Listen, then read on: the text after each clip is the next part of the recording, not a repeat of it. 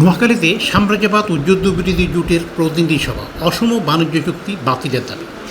মার্কিন যুক্তরাষ্ট্রের সঙ্গে ডক্টর মোহাম্মদ ইউনূসের নেতৃত্বাধীন অন্তর্বর্তী সরকারের স্বাক্ষরিত কথিত জাতীয় স্বার্থবিরোধী অসম বাণিজ্য চুক্তি ART বাতিল, চট্টগ্রাম বন্দর ইজারা না দেওয়া এবং তেল গ্যাস অনুসন্ধান উত্তোলনে বিদেশি কোম্পানির উপর নির্ভরতা কমানোর দাবিতে নোয়াখালীর মাঝদিতে প্রতিনিধি সভা অনুষ্ঠিত হয়েছে।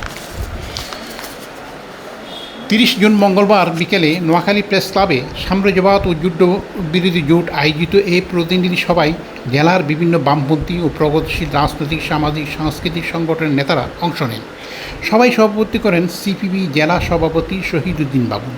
সবাই বক্তব্য দেন বাংলাদেশের কমিউনিস্ট পার্টির সিপিবির কেন্দ্রীয় কমিটির সদস্য সুকান্ত শফি কমল, বাংলাদেশের সমাজতান্ত্রিক দল বাসদের কেন্দ্রীয় কমিটির সম্পাদক মণ্ডলীর সদস্য নিখিল দাস, সাম্যবাদী আন্দোলন কেন্দ্রীয় কমিটির সদস্য মঞ্জুর আলম মিটু, বাসদ মাহবুবের সদস্য মহিনুদ্দিন চৌধুরী লিটন এবং বাসদ মার্ক্সবাদী কেন্দ্রীয় কমিটির কেন্দ্রীয় নির্বাহী ফোরামের সদস্য বিটুল তালুকদার, সাম্যবাদী আন্দোলনের জেলা সমন্বয়ক তারকেশ্বর দেবনাথ মান্টু, বাসদ মার্ক্সবাদী জেলা সদস্য আনোয়ার হক, সিপিবি জেলা সদস্য তপন ঘোষ প্রমুখ।